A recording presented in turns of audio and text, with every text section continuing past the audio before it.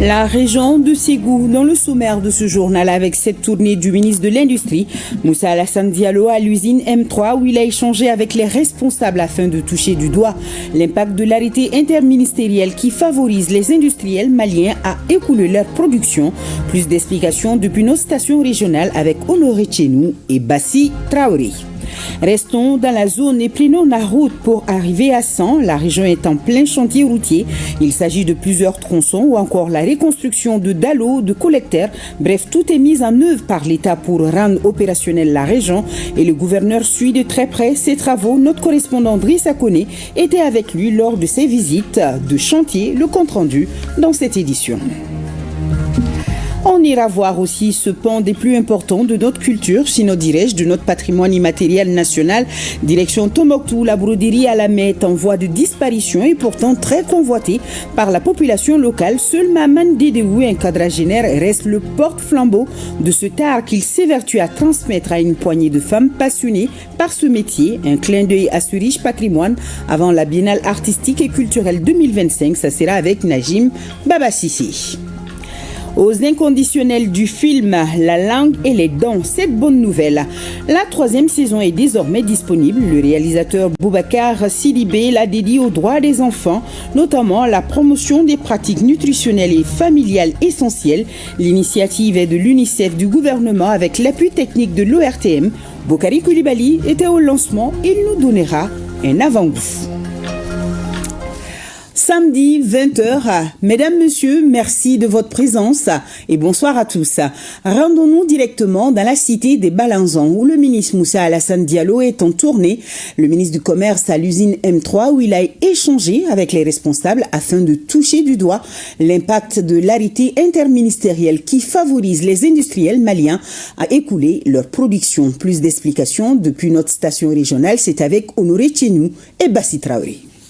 Constater l'impact de l'arrêté interministériel permettant aux unités industrielles d'écouler leur production, c'est l'objectif de la mission du ministre de l'Industrie et du Commerce à l'usine M3 de Ségou. Après une visite des différentes étapes de production, le ministre a échangé avec les responsables de M3. La lettre de cadrage adressée au Premier ministre, chef du gouvernement, les gens de division Ablaye Mega, par le président en chef de l'État, les gens d'armée Assimi Goïta, est relatif à la satisfaction des besoins élémentaires des populations. Et c'est pourquoi un plan d'action pour la satisfaction des besoins fondamentaux des populations a été élaboré et validé par le premier chef du gouvernement le 13 janvier 2025 avec l'ensemble des composantes du secteur privé.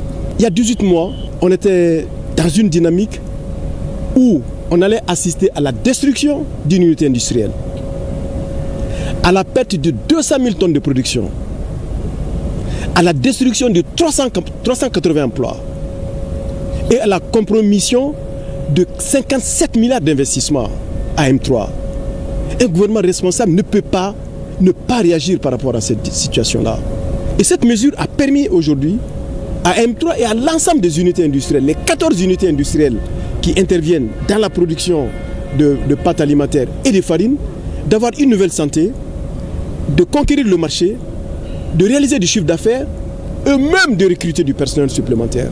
Le président du conseil d'administration de l'usine M3 en a profité pour rendre hommage aux plus hautes autorités pour leur appui. On salue personnellement le président de la République pour son courage et ses membres du gouvernement par rapport vraiment à la mesure. C'est un gouvernement responsable, c'est un gouvernement sérieux, c'est un gouvernement courageux. Notre gros problème aujourd'hui, c'est la concurrence déloyale de Kaï jusqu'à Tombouctou. Pour contrer ce commerce déloyal, il reste tout de même des efforts à faire. À ce niveau, le ministre réitère son accompagnement à faire de cette bataille la sienne. Georges Patrick Menzé, si vous ne le connaissez pas, il s'agit du représentant adjoint du Haut Conseil des réfugiés. À M. Amopti, il a visité plusieurs infrastructures réalisées par l'institution onusienne, occasion également de remettre des kits scolaires et des couvertures aux élèves issus des familles de réfugiés, de déplacés et de la communauté haute.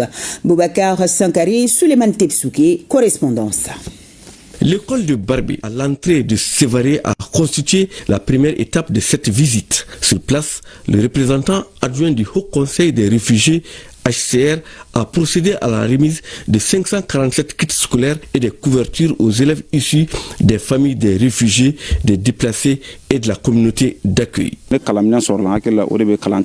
Les kits scolaires permettent de rehausser le niveau des apprenants. Nous avons beaucoup de déplacés dans nos écoles. Si le HCR nous fait des dons dans ce sens, nous ne pouvons que le remercier.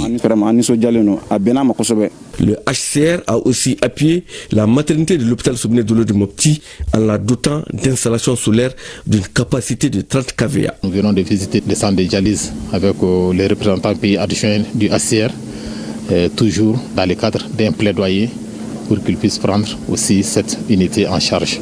Autre secteur ayant bénéficié du financement du HCR, le parc de vaccination du bétail de Oroguendé au profit des déplacés et de la communauté haute. Nous sommes très satisfaits du travail qui a été réalisé. Le HCR accorde une importance capitale à l'éducation des enfants. Encore, c'est plus important ici dans les situations des personnes déplacées de force. Ce parc de vaccination de bétail permet d'assurer la vaccination de leur bétail. À ceci, il faut ajouter la construction d'un prototype d'abri climato-résilient sur le site officiel des déplacés, une maison adaptée aux inondations. La délégation a également échangé avec les déplacés et rendu une visite de courtoisie aux autorités administratives régionales. Solidarité toujours, voyons cette cérémonie de remise de vivres et de non-vivres dans le cadre de la célébration de la Journée mondiale de lutte contre la traite des êtres humains. D'autres précisions avec Bemba Sibi. Le ministère en charge des questions de droits de l'homme apporte une fois de plus du réconfort aux victimes de traite et aux personnes déplacées internes. Le don remis est composé de 200 paquets de pâtes alimentaires, 100 paquets de lait en poudre de 5 kg, 100 sacs de 50 kg de sucre, 100 cartons de 20 morceaux de savon, 50 bidons d'huile de 20 litres, 20 tonnes de riz blanc et 20 tonnes de riz étuvé. Cette belle donation va concerner les sites des déplacés internes du centre Mabilé, les sites des déplacés internes de Faladje, Garbal, les sites des victimes d'esclavage par ascendance logés à la Cité des Enfants, les centres d'accueil et d'hébergement de Ndamali, de BNC, de WAHT, de AJDM et de Kanouya. Cette opération entièrement financée sur le budget national est un volet des mesures prises par le gouvernement pour juguler le phénomène de la traite des personnes et pratiques assimilées. Parmi les efforts du gouvernement, nous pouvons citer entre autres la mise en place du Comité national de coordination de lutte contre la traite des personnes et les pratiques assimilées. La création d'autres structures de lutte comme le pôle judiciaire spécialisé, la brigade de répression du trafic des migrants et la traite des êtres humains. Ce geste entre dans le cadre de la célébration de la Journée mondiale de lutte contre la traite des êtres humains et pratiques assimilées. Offre de dons en vivres aux veuves des militaires à l'occasion du 20 janvier. Un geste de l'amicale des femmes de la Caisse malienne de sécurité sociale. Compte rendu Soumaou Aïdara, Tchédje Kamara. On ne peut pas leur rendre la vie, mais on peut aider ceux qu'ils ont laissés derrière eux, a déclaré le colonel Assaba Diallo Touré, ministre de la Santé et du Développement social. Ces propos traduisent la volonté des autorités et des partenaires sociaux à venir en aide aux familles affectées par les conflits. Et c'est cet esprit de solidarité et d'humanisme qui a animé l'amicale des femmes de la Caisse malienne de sécurité sociale. Elle a procédé à une remise de dons en vivres aux veuves des militaires tombés sur le champ d'honneur. Nous sommes très contentes car les autorités pensent à nous. Ces vivres vont nous permettre de faire face à quelques dépenses quotidiennes. Je remercie tout un chacun pour ce geste. Nous sommes à la fois femmes, épouses, mères. Les membres de l'amicale des femmes de la CMSS ne sauraient rester en marge de la célébration de la fête de l'armée sans faire parler leur cœur pour leurs sœurs et pour leurs enfants qui ont perdu leur mari et leur père. Cette importante donation témoigne le patriotisme de l'amicale des femmes de la Caisse malienne de sécurité sociale. La donation d'aujourd'hui vient au bon moment à cette période festive de l'année de l'armée, le 20 janvier 2025, et soulagera sans nul doute ces nombreuses familles de nos iris disparus ainsi que celles de nos blessés de guerre. Le ministre chargé du développement social a souligné que cette initiative de l'amicale des femmes de la CMSS est une illustration concrète de l'engagement social envers les familles des forces armées. Ce geste philanthropique, hautement symbolique et patriotique de l'amicale des femmes de la CMSS témoigne de son engagement à œuvrer pour le bien-être des femmes et des orphelins des militaires. La lutte contre l'exclusion, la solidarité envers les couches les plus vulnérables, pour qu'aucun Malien ne puisse être laissé pour compte, sont des devoirs pour chaque Malien. Ces valeurs sociétales de notre pays sont encouragées et soutenues par les plus hautes autorités de la transition, en l'occurrence le président de la transition, son Excellence le général d'armée Assimi Goïta, et l'ensemble du gouvernement. Ce geste est une forme d'assistance aux familles des soldats décédés en défendant la patrie. Suite de la sortie de nos 25 auditeurs de l'école de guerre du Mali. Ils sont ce soir à Tombouctou au compte d'un voyage d'études. Séance d'exposé sur la situation sécuritaire ainsi que la présentation globale de la région de Tombouctou et ses potentialités au cœur du séjour. Najim Baba Sissé, Alou Koulibaly, reportage. Cette délégation de l'école de guerre du Mali en immersion dans la région de Tombouctou veut lier la théorie à la pratique au niveau du secteur 3 de l'opération Maliko. Constituée de l'encadrement et des auditeurs maliens, burkinabés et nigériens, cette 4e promotion est baptisée promotion AIS. Nous sommes là, 4e promotion de l'école de guerre est en visite terrain pour voir au PC secteur 3, comment ils traduisent les instructions stratégiques en instructions tactiques. Donc nous avons quand même visité un PC qui nous a montré une bonne compréhension de l'environnement, qui sait très bien ce qu'il fait. À sa tête, un commandant de PC très déterminé, qui a beaucoup d'initiatives. Dans la salle des opérations du Camfort Cheikh Sidi Bekay, le commandant de zone a tenu son exposé sur la situation sécuritaire, les acquis et défis, toutes choses qui impressionnent les visiteurs du jour. Je tiens à traduire vraiment toute notre satisfaction pour tout ce qu'on a vu et on était vraiment émerveillés. Ça confirme vraiment la montée en puissance des forces armées maliennes. Il a également aussi parlé de partenariat qui existe avec aussi les pays de l'AES et aussi certains partenaires aussi qui rentrent dans le cadre donc de la sécurisation de la région, et tout cela vraiment nous a beaucoup réconfortés. Ils ont pu apprendre beaucoup et nous sommes très satisfaits de leur visite. Nous espérons que les prochaines années, nous allons accueillir encore une autre promotion de l'école de guerre du Mali. Auditeurs et encadreurs ont successivement visité la grande mosquée de Djingarayber, le rond-point Al-Farouk, l'Institut des hautes études et de recherche islamique Ahmed Baba. Auparavant, une visite de courtoisie avait été rendue au gouvernorat de Tombouctou, où les hôtes ont eu droit à la présentation de la région sur tous ses aspects. Au cours de la visite, nous avons bien voulu les entretenir sur les potentialités de la région, les défis, mais également les perspectives de développement que les autorités administratives et politiques se fixent pour pouvoir maintenir une autosuffisance alimentaire ici dans la région de Tombouctou. Cette promotion AIS de l'école de guerre du Mali est forte de 25 auditeurs, dont un personnel féminin. Un repas de corps au camp a mis fin à leur séjour à Tombouctou.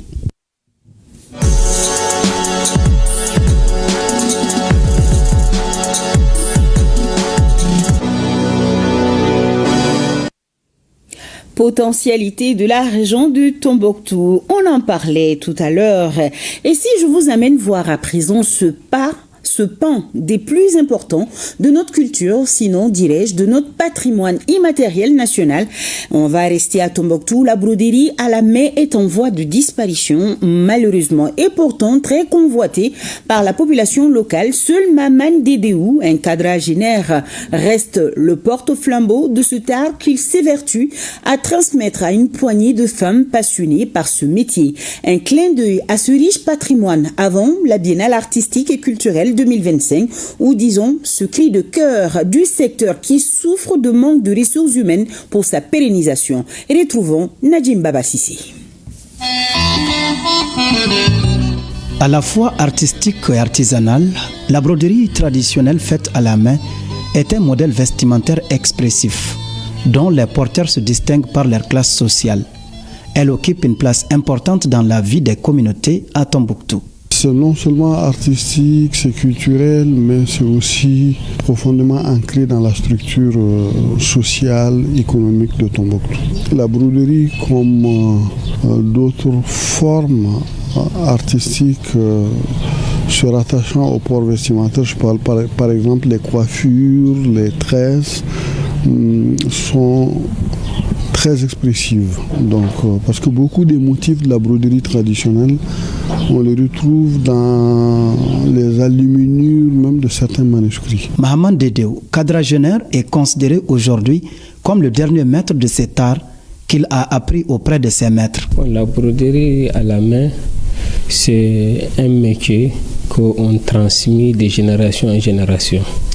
Ça vaut plus de 30 ans que j'ai exercé ce métier parce qu'à Tombouctou, c'est un métier qu'on hérite de nos parents. Donc depuis à l'enfance, j'étais dans l'atelier de mon maître.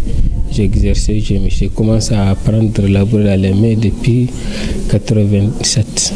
Les prix de ces boubous varient de 60 à 700 000 selon le modèle. Les picoles, on fait ça à 70 000, 60 000. Un chamignon, on fait ça à 80 000, 90 000. Haussenos, on fait ça à 150 000, 175 000. Tout de suite, les hockey fonds de guerre qu'on est en train de fonctionner, c'est pour une personne qui n'est pas tombouctousien, on l'a confectionné à 750 000. Difficile pour lui d'assurer la transmission de son art aux jeunes garçons, pour faute de leur disponibilité, car son apprentissage requiert du temps. On est en train de transmettre les savoirs aux femmes. Or que dans l'histoire de Tombouctou, les femmes n'ont jamais confectionné des boubous brodés à la main. Donc ça, c'est mon initiative personnelle. Je vois que les femmes sont un peu patientes plus que les hommes. Aujourd'hui, j'ai au moins 5 femmes qui sont maîtres d'eux-mêmes, qui exercent ce métier-là. 5 jeunes femmes passionnées du métier connaissent déjà le secret de la broderie. C'est un travail que j'ai trouvé dans la famille. J'ai adoré et j'ai rentré dedans par ma propre volonté.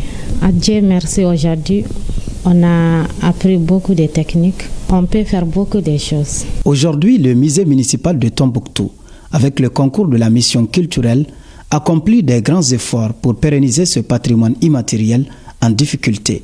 À partir de nos objectifs qui est de conserver, sauvegarder et diffuser, c'est à partir de là qu'on a amené une petite enquête pour savoir est-ce que ce métier-là existe. On a constaté que vraiment c'est un métier qui presque n'existe même pas. C'est à partir de là qu'on a découvert ce grand maître-là.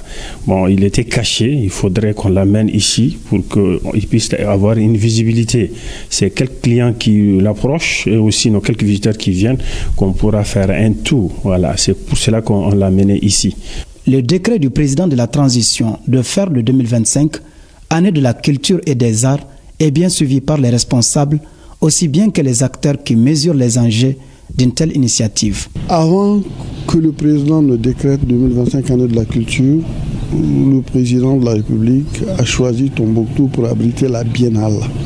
On a dit que c'est une opportunité pour magnifier la culture à travers la Biennale artistique et culturelle donc de 2025.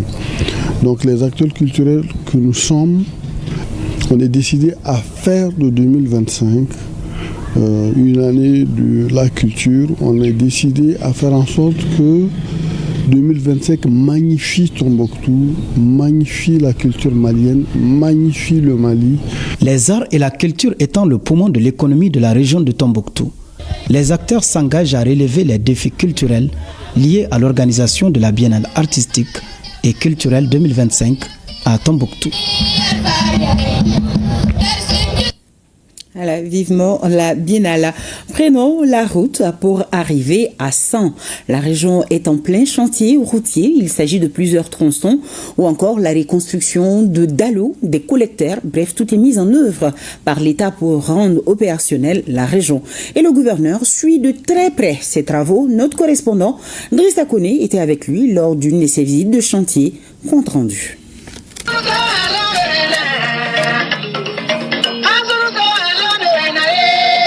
C'est vrai que le travail est énorme et l'argent mis à la disposition, on fera de notre mieux avec ça. On sait que ce n'est pas suffisant, mais compte tenu des moyens de l'État, on fera tout pour que au moins les usagers puissent circuler dans de très bonnes conditions.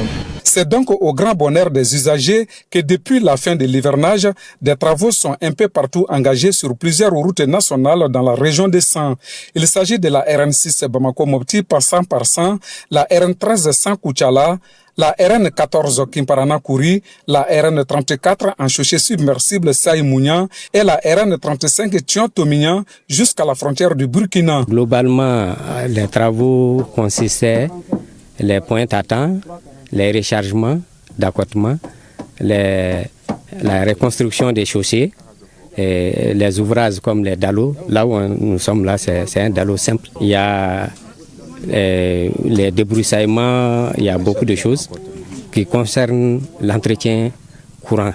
Il y a aussi les signalisations, les balises, les panneaux.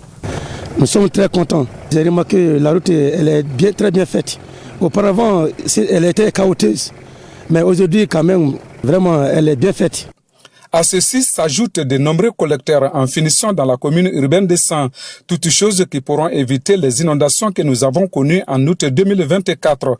Le gouverneur, soucieux de l'exécution correcte de ces travaux, s'est rendu sur plusieurs chantiers. Vous-même, vous avez constaté la réalisation de plus de 10 km entre Séoulasso et Téné, la réalisation des dallos dans le secteur de Somo, et des caniveaux réalisés par l'entreprise EGK et EAD au niveau de Cienso et à l'intérieur de la ville là où nous sommes actuellement pour des caniveaux aussi réalisés dans le même cadre. Ce qu'on a vu ce matin est satisfaisant, bien vrai qu'il y a des points à améliorer parce que la réception n'est pas définitive partout, mais d'ici là, le jour de la réception, ce qui a été vu, je pense que le directeur est là, l'entreprise est là, on a déjà fait des remarques. Et je pense bien que ces remarques-là seront prises en compte avant le jour de la réception définitive. Vu la vétusté de notre réseau, en tout cas l'État est en train de concentrer d'énormes efforts pour le confort des usagers. Malgré ces efforts consentis par l'État et ses partenaires, certains comportements laissent à désirer. Avec les moyens que l'État met à la disposition de la population, et j'invite vraiment la population à faire bon usage de ça aussi. On n'a même pas réceptionné des caniveaux. Il y a des gens qui s'installent le long pour les remplir. Vous voyez, quelqu'un déjà qui remplit les caniveaux de briques pour que les véhicules puissent simplement avoir accès à son lavage. Et ça, c'est des situations à déplorer. On lui a dit de prendre les dispositions dans l'immédiat pour les enlever. Ça, c'est inadmissible. Pour que le concept Malicoura ne soit pas un vain mot, un changement de comportement est nécessaire à tous les niveaux. À ce sujet, le colonel-major gouverneur envisage de passer tout d'abord par la sensibilisation avant d'agir. Ouverture des travaux de la Journée nationale des docteurs vétérinaires du Mali, une journée couplée au lancement du livre intitulé « L'élevage au Mali ». Le ministre de l'élevage et de la pêche a présidé la cérémonie, nous disent Youssouf Diakité et Adama Kamara. Cette 6e édition de la Journée nationale des docteurs vétérinaires du Mali est une opportunité pour les spécialistes de la question de se pencher sur les défis et les opportunités du domaine.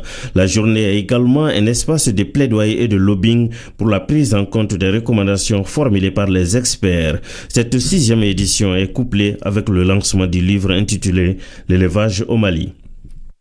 Nous n'avions tous qu'un seul souci: doter le Mali d'un ouvrage de référence sur l'élevage pour combler un vide resté trop longtemps. C'était devenu pour nous, comme le dit celui qui a préfacé notre livre et qui est présent dans cette salle, le docteur Samba Sidibé, que c'était pour nous un défi de génération. Le président de l'Association nationale des docteurs vétérinaires du Mali a saisi cette opportunité pour lancer un appel à l'ensemble des acteurs pour la fédération des actions pour l'atteinte des objectifs de la promotion de la spécialité vétérinaire. Cet ouvrage, fruit d'une collaboration multidisciplinaire, j'insiste encore, apporte un éclairage précieux sur les enjeux, les opportunités et les perspectives de l'élevage dans notre pays. Il sera sans aucun doute une référence pour les décideurs, les chercheurs, les éleveurs et tous les acteurs engagés dans le développement de notre système agricole et pastoral. Ce livre est également un référentiel même pour nos hommes d'affaires, nos opérateurs économiques, qui, dans ce livre, vont trouver des statistiques, des pistes d'investissement pour mieux orienter l'argent dont ils disposent et faire mieux des bénéfices et créer plus d'emplois. Le ministre de l'Élevage et de la Pêche, après avoir salué l'initiative, a surtout félicité les auteurs pour la production de ce livre de qualité exceptionnelle qui traite de presque toutes les thématiques de l'élevage. Mon département fera de ce livre désormais la référence, un véritable outil de travail dont les structures techniques à tous les niveaux devront s'approprier.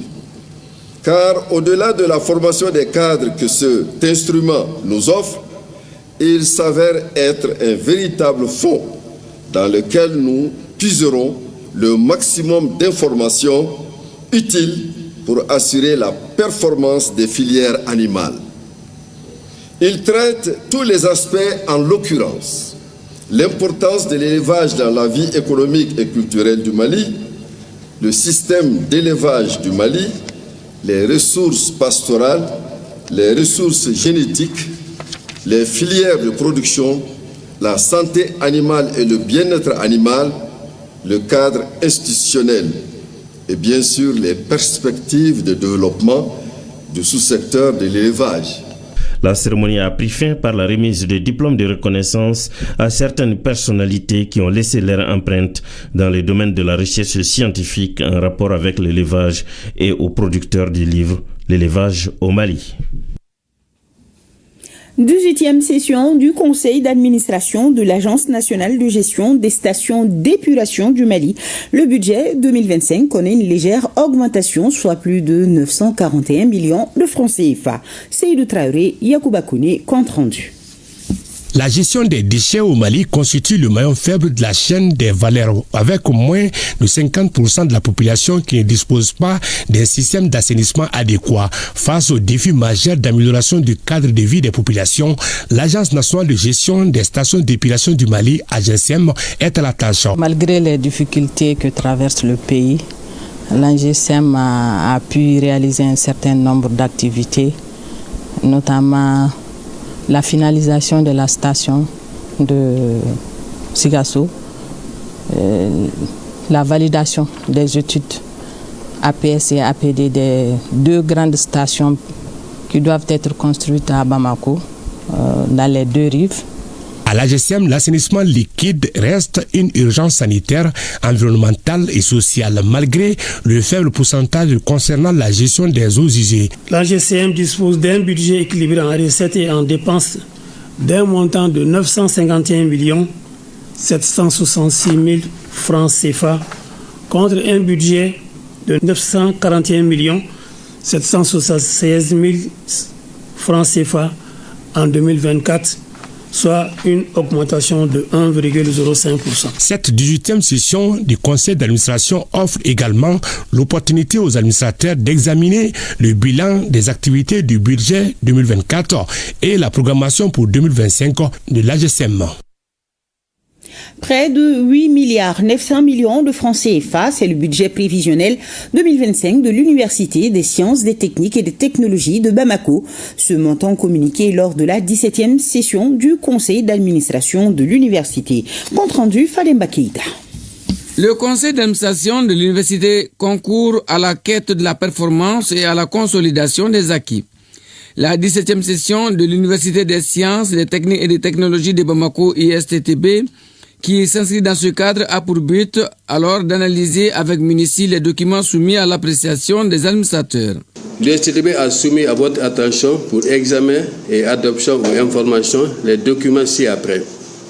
Le compte rendu de la 16e session, l'état d'exécution des recommandations de la 16e session, le rapport d'activité 2023-2024, le rapport financier 2024, le projet de budget 2025. Le président du conseil d'administration rend un vibrant hommage au recteur sortant, le professeur Wateni Diallo, et à ses collaborateurs pour les résultats engrangés. Son engagement et son respect des principes fondamentaux ont fait de l'USTTB une vitrine dans l'espace universitaire national et international. Les réalisations de ces engagements ont été possibles grâce à votre précieux soutien. Je vous en félicite. Cette réussite passe aussi par la bonne marche des assemblées de facultés et d'instituts, du conseil pédagogique et du conseil scientifique. Le nouveau recteur de l'USTTB suppose que la relecture en cours des textes des universités publiques du Mali donnera une nouvelle orientation et un nouveau dynamisme aux actions de formation, de recherche et de services publics de l'USTTB au profit des professeurs et futurs cadres du pays.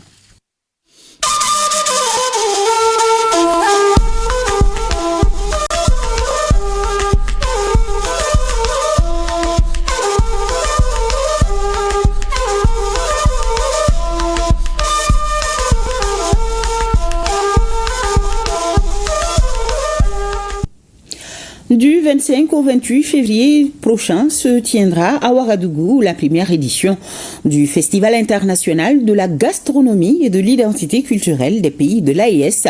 Les organisateurs étaient face à la presse pour informer sur l'événement. Les grandes lignes de la conférence de presse avec Bemba Sibi. Pour passer du champ à l'assiette, les produits alimentaires passent par les mains expertes des cuisiniers. C'est dire combien la gastronomie est importante. Elle joue également un rôle important dans l'attractivité touristique. Pourtant, malgré la richesse et la diversité des cuisines du Sahel, celle-ci demeure peu connue et sous-exploitée. C'est face à cet état de fait que le Festival international de la gastronomie et de l'identité culturelle des pays de l'AES a été initié. Le FIGIC AES se positionne comme un rendez-vous stratégique et fédérateur destiné à mettre en avant la richesse et l'authenticité des cuisines du Sahel tout en renforçant les synergies entre nos peuples. Ce festival est une opportunité unique de mettre en valeur notre patrimoine culinaire et de l'utiliser comme un levier de développement économique et touristique. Le Festival international de la gastronomie et de l'identité culturelle des pays de l'AES, en abrégé FUGIC AES, vise à promouvoir l'unicité culinaire et culturelle des pays membres de la Confédération. Déjà, cet événement est le fruit de la fusion des expertises et expériences du Festival international de la gastronomie de Ouagadougou, celui de la cuisine africaine de Bamako et le Festival de grillade de Niamey. Et c'est un programme riche qui attend les participants. Compétition culinaire, des chefs talentueux des 3 nations rivaliseront pour créer le menu AES. Une synthèse savoureuse du patrimoine culinaire sahélien. Ateliers de formation destinés aux professionnels de la restauration. Ces sessions permettront d'approfondir les connaissances sur les bonnes pratiques, l'innovation et les normes en matière de gastronomie durable. Pendant les 4 jours de l'événement, un accent particulier sera mis sur le cousinage à plaisanterie, qui est un outil social puissant pour la paix et la cohésion sociale. Cette manifestation va honorer également les ethnies Songhui, Gurunsi, Touareg, Gourmanché, Peul et Moussi. Comme quoi, la gastronomie est aussi un facteur de dialogue interculturel et de rapprochement communautaire. À noter que le festival est itinérant. Voilà, 4 jours de dégustation qui s'annoncent. Inauguration par le Premier ministre burkinabé à Péni, à une trentaine de kilomètres de Bobo, d'un dépôt d'hydrocarbures liquides d'une capacité de 104 000 mètres cubes, une infrastructure qui vise à répondre aux attentes énergétiques des populations. Kassoum Milogo, Ali Traoré, reportage. C'est une grande avancée énergétique pour le pays des hommes intègres. Un dépôt d'hydrocarbures liquides d'une capacité de 104 000 mètres cubes, désormais à Péni, à une trentaine de kilomètres de Bobo-Dioulasso. Cette initiative vise à moderniser et à renforcer les capacités de stockage de la Sonabi, en vue de répondre aux besoins énergétiques des populations. Ce projet représente le fruit d'une vision claire et ambitieuse. Faire du Burkina Faso un acteur incontournable dans l'approvisionnement énergétique des États de l'Afrique de l'Ouest. Affirmer donc son indépendance énergétique, c'est tout l'enjeu de la mise en œuvre de ce gigantesque projet. Un projet d'une valeur de 32 milliards de francs CFA. Il avait le jour grâce à une synergie publique-privée avec le soutien des populations locales. Sa réalisation s'inscrit pleinement dans les grandes orientations du président du Faso, déclinées dans le plan d'action pour la stabilisation et le développement PASD de notre pays, le Burkina Faso. Elle est également en phase avec le plan stratégique 2023-2027 de la SONABI, en particulier le contrat plan signé entre elle et l'État, qui permet notamment de renforcer ses capacités en produits pétroliers liquides.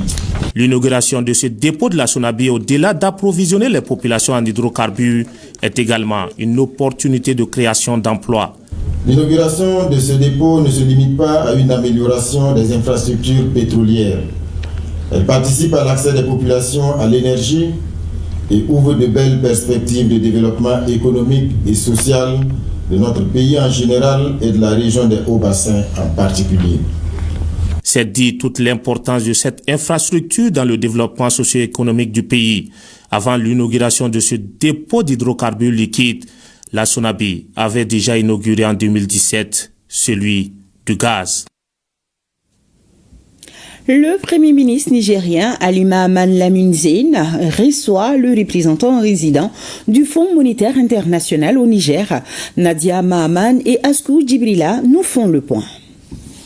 Au cours de cette audience, le représentant résident du Fonds monétaire international et le Premier ministre Ali Mahaman Lamine Zein se sont félicités des résultats en matière de croissance auxquels le Niger est arrivé et qui lui ont valu des facilités et les félicitations du FMI. Le Niger a un programme économique et financier soutenu par la facilité élargie de crédit et la facilité pour la résilience et la durabilité, donc qui ont été approuvés le 22 janvier dernier par le conseil d'administration. Tout simplement, le gouvernement du Niger a son programme économique et financier avec des réformes définies par le gouvernement, les techniciens du ministère de l'économie et des finances, et qui est accompagné par le Fonds monétaire international. Donc quand le dossier est approuvé, cela donne lieu à deux résultats. Le premier, c'est d'abord un déboursement d'un montant d'environ 51 millions de dollars. Et le second, c'est vraiment l'approbation et l'encouragement par rapport aux bonnes mesures et aux bonnes réformes prises par le pays. Et c'est aussi un signal pour les investisseurs, pour leur dire que l'économie du Niger se porte très bien. Pour l'année, par exemple, 2024, nos projections estiment la croissance du Niger à environ 8,8%. Et pour 2025, la croissance est prévue à 7,9%. Le Niger est en pleine émergence et grâce à la résilience de son peuple, il recouvre progressivement sa pleine et entière souveraineté.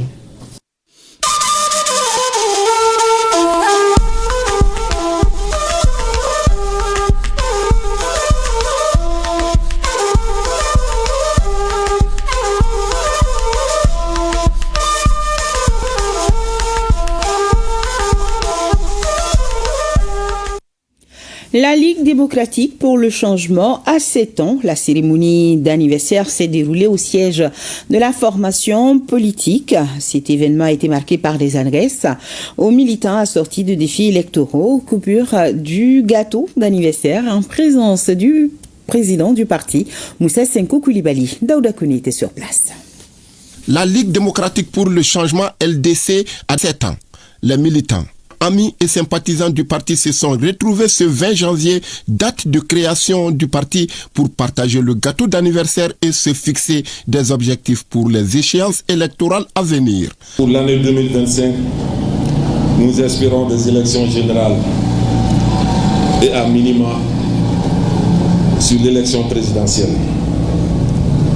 Nous allons nous mobiliser avec détermination dans l'union et la solidarité pour un Mali en paix, et en sécurité avec le général Moussa Singo Koulibaly.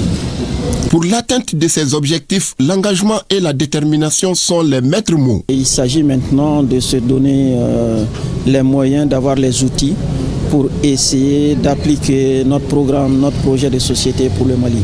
Et sans force modestie, nous pensons que nous sommes aujourd'hui le parti qui offre les meilleures perspectives pour le Mali. Cette cérémonie de célébration du 7e anniversaire de la création de la Ligue démocratique pour le changement a pris fin dans une ambiance conviviale. Avec du gâteau. Aux inconditionnels du film La langue et les dents, cette bonne nouvelle, la 3e saison est désormais disponible. Le réalisateur Boubacar Sidibé l'a dédié aux droits des enfants, notamment la promotion des pratiques nutritionnelles et familiales essentielles. L'initiative est de l'UNICEF du gouvernement avec l'appui technique de l'ORTM. Bokari Koulibaly était au lancement, il nous donne un avant-goût. Suivons ensemble. À la fois drôle et instructive, la 3e saison du film La langue et les dents dévoilée au grand public. Une série de 24 épisodes consacrée à la promotion des pratiques nutritionnelles et familiales essentielles. Une initiative portée par le gouvernement et l'UNICEF à travers la campagne annuelle dénommée La roue des droits de l'enfant, un pas de plus pour sauver des vies. Le Mali traverse une crise et dans cette crise-là, il faut que chacun joue sa partition. Bon, notre partition, c'est nous avons été formés pour faire la réalisation. Donc on a dit on va mettre des messages de paix dans la langue et les dents. Les pratiques familiales essentielles jouent un rôle de premier rang dans l'amélioration de la santé et du bien-être de la mère et de l'enfant. Ce téléfilm de 24 épisodes avec un peu d'humour dans un contexte communautaire, le rôle de chaque membre de la famille et des leaders traditionnels et religieux dans l'adoption des pratiques qui protègent et préservent la vie et le bien-être de chaque enfant. Les thématiques abordées dans cette œuvre cinématographique sont relatives à l'allaitement maternel, la consultation prénatale, la vaccination des enfants, entre autres. Un film financé par l'État canadien avec l'appui technique de l'ORTM et du CNIEX. L'ORTM n'a pas hésité un seul instant à s'insérer dans cette belle aventure, puisque dans notre mission de service public figure également la sensibilisation pour un changement de comportement. C'est le lieu, encore une fois pour moi, de saluer le partenariat fécond entre l'ORTM et l'UNICEF qui nous a permis justement de réaliser cette belle œuvre. L'occasion également opportune de saluer tous ceux qui, de près ou de loin, ont participé à cette belle œuvre. Le gouvernement, à travers les départements de la santé et de la communication, félicite l'UNICEF et ses partenaires pour la bonne qualité du produit. Je crois que c'est cet événement qui nous permet aujourd'hui de dire aujourd'hui que les artistes qui viennent de nous montrer, de faire vraiment ce théâtre, ce film, est éloquemment, est une traduction éloquente des directives du ministère de la Santé et du Développement social par rapport au changement de comportement positif face à la santé. L'UNICEF aujourd'hui, à travers le ministère de la Communication, c'est beaucoup d'actions. C'est non seulement ces séries qui viennent renforcer la production locale, mais c'est aussi d'autres partenariats tels que le renforcement des capacités, l'appui dans des documents de politique et stratégie en matière de communication. Je réitère notre remerciement et nos félicitations. Ce film, dont la diffusion est prévue pour février sur les antennes de la télévision nationale ORTM1, a pris 65 jours de tournage. Il a été réalisé par Boubacar Sidibé et son fils Namouri, avec le concours d'une trentaine d'acteurs et comédiens maliens. Voilà, il faut suivre sur l'ERTM. L'association Seko Anidonko de Bougouni a procédé officiellement au lancement de la 12e édition du Festival international Didadi. L'édition 2025 se tiendra du 20 au 23 février dans la cité du Banimonouché. Elle est placée sous le thème Tradition et culture dans la consolidation du Malikoura. Ibrahim Kaoukonate, Djibril Barayugo.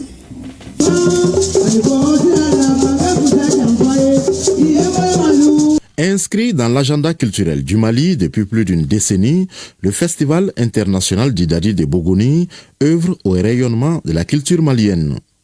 Le Festival international d'Idadi de Bougouni se veut inclusif du fait qu'il offre aux populations et aux autorités de Bougouni, résidents ou non, un espace d'échange et de promotion au développement économique local, mais aussi par le fait qu'il est organisé en partenariat avec les autorités administratives, politiques, coutumières et la société civile de la région. Bien qu'une simple rencontre culturelle, ce festival représente un symbole de préservation de notre patrimoine culturel. Le Didadi dont le festival porte le nom est lui-même une danse et expression corporelle chargée de sens et représente une part de notre histoire, un pont entre le passé et l'avenir, un vecteur de cohésion et d'unité. C'est pourquoi les autorités du pays, à travers le ministère de l'Artisanat, de la Culture, de l'Industrie hôtelière et du Tourisme, ont bien voulu inscrire ce bien culturel à l'inventaire. Le thème retenu cette année est « Tradition et culture dans la consolidation de Mali-Croix ».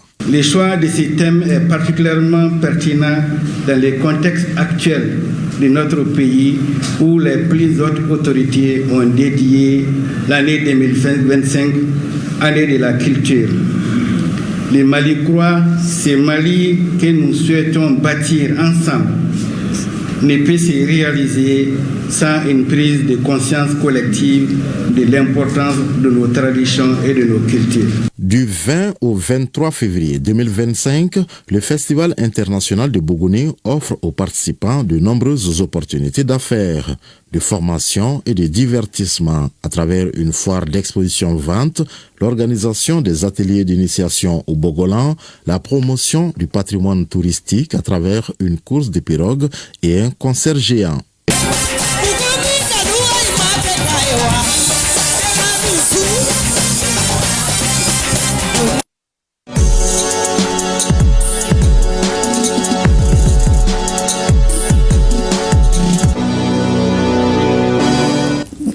Ces pas des danses de Beka nous amènent au sport week-end. Assiragatou, bonsoir. Bonsoir, Nyanya Le Traoré. Alors, comment s'annonce ce week-end? Bien déjà, avec ce coup d'envoi que je vois ce samedi de la 10e journée du championnat national professionnel de Ligue 1. Oui, 3 matchs étaient au programme. FC Binga étrit le FC Diara 3-0. Afrique Football Elite AFE bat Lasco 2-1. L'USFA s'impose 2-0 face à l'AS Bakarijan de Barawili. À suivre demain dimanche, 2 matchs. Union sportive de Bougba Djoliba à 16h et Union sportive de Bougouni Stade Malien de Bamako à 18h. Cette 10e journée de Ligue 1 Pro s'achève lundi avec 2 matchs. Nous allons continuer avec la Super Coupe de basket. Le Stade malien de Bamako s'offre les trophées en dames et messieurs devant le Djoliba AFC et l'AS Police. Chez les dames, le Stade malien de Bamako a eu raison du Djoliba AFC 66-59. Chez les messieurs, succès du Stade malien de Bamako face à l'AS Police 65-44. Au chapitre des récompenses individuelles, les stadistes Djeneba Sangaré et Mamadou Koulibaly sont désignés respectivement reines et roi de la saison 2023-2024. On en sait plus avec Assa Soumaré. Le Stade malien dames en blanc, auteur du double coupe championnat, prend le match à son compte dès le départ face au Djoliba AC, pourtant renforcé par des recrues. Les blanches, sous la houlette de leur capitaine Aïssata Tolo, ouvrent vite les hostilités et bouclent la première période, 18-16, avant d'atteindre la pause avec un écart d'un petit point, 35-34. Après les vestiaires, les dames du coach Sori Diakité confirment leur suprématie et dominent le débat, 53-47 au 3e quart-temps. Au dernier acte de jeu, les Djolibis perdent l'équilibre et ont surtout manqué de réussite au tir. Le Stade malien en profite et va gagner ce premier trophée de la saison 66-59. Chez les hommes, le Stade malien champion en titre était face à l'AS Police en bleu, détentrice de la Coupe du Mali. Dès les premiers instants, c'est le mano à mano. Chacune des deux formations répondant coup sur coup, mais les policiers sont maîtres du premier quart 18-16. C'est à partir de la deuxième période que les Blancs de Bamako ont pris les choses en main. On sent de la détermination dans leur jeu et la différence est de 18 points, 44-26 à la pause. À la reprise, les Blancs de Bamako montent en puissance et font le pressing pour prendre le troisième quart 50-37. Un peu de regret et des promesses. Le scénario du championnat national s'est répété. Au terme des matchs parfaits, le Stade malien l'emporte 65-49. À l'heure des récompenses, les finalistes, le Djoliba Damelaïs Police Monsieur, sont récompensés et les vainqueurs, le Stade malien, en dames et messieurs, sont détenteurs de la Super Coupe.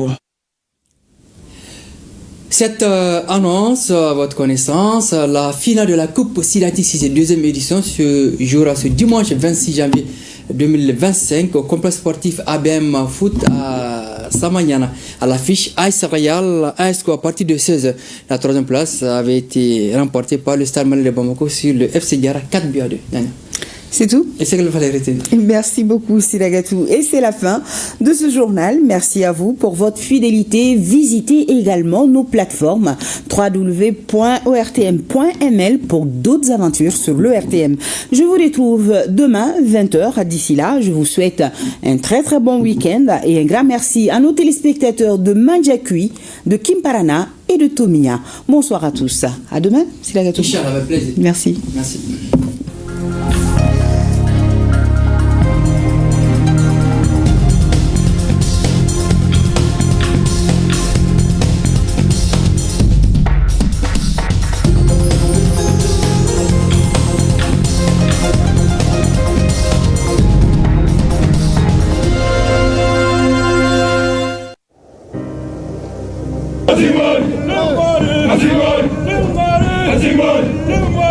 Azimar!